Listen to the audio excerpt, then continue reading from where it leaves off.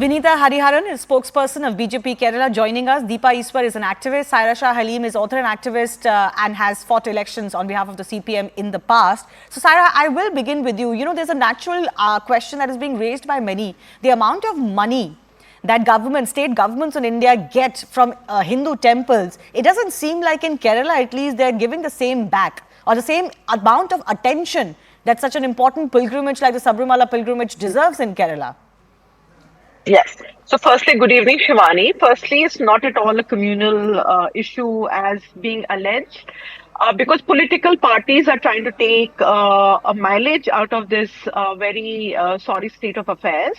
And I'll also like to laud the Kerala government for managing such an unprecedented rush and ensuring that there was no loss of life. We have seen how in the past we have witnessed loss of lives in various religious sites, because here we need to understand that there was an average of about 62,000 people, pilgrims, that visited the shrine, and within 6 days the numbers have increased manifold.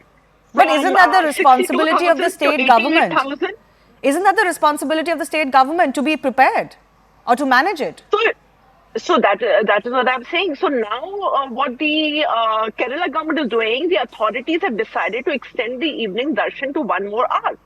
And because if you see, the evening darshan starts from 4 p.m. to 11 p.m. and as per the new decision, the darshan will start from 3 p.m. because we are seeing an unprecedented rush, which was not expected. Because but the first I get that, Saira. This is a post right. facto stock taking by the government. The question that people are asking, and some of the visuals are quite heartbreaking of what has transpired. There may not have been loss of life, but people were seen, you know, just not being able to get water in this very testing pilgrimage.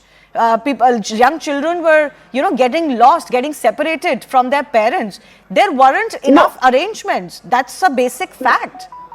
Yeah, I agree with you that the arrangements should have been taken into cognizance, considering that we are dealing with such a huge astronomical number.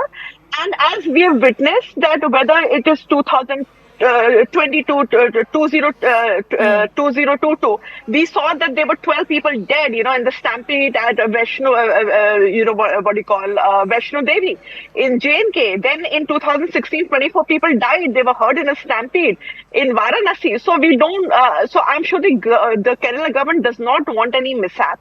And cognizance has been taken. But yes, the numbers have been unprecedented. They can be better management. They could have been better managed, but there is no point in attributing motives. Let me go across to Vinita Hariharan on this, because the BJP is somehow projecting is as a lackadaisical attitude from the left government purely because this is a Hindu pilgrimage.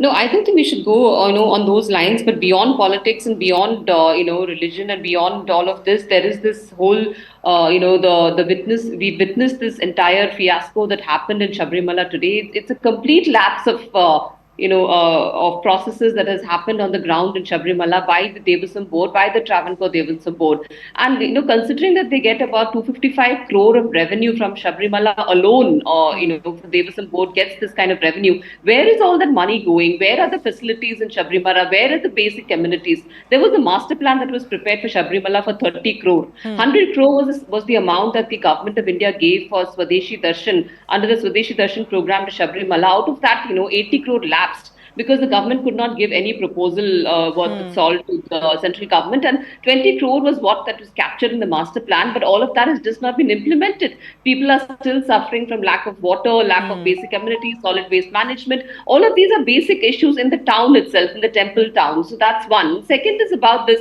crowd management. So crowd management is a very essential feature in a pilgrim site like Sabrimala, from where devotees from across the state, across the globe, across the country come in. So I think the government has to be prepared for any kind of eventuality. Yeah. You cannot just say that you will be working within a framework of just 52,000 pilgrims every year. What happens if there is a surge? You have to be prepared for such tsunami crowds as well. So that is the job of the government. That is the job of Devasam board. If they can't do it, then let us know, and then the centre will intervene, and we will get facilities in place in the Sabrimala, which is beyond excellence. Varanasi.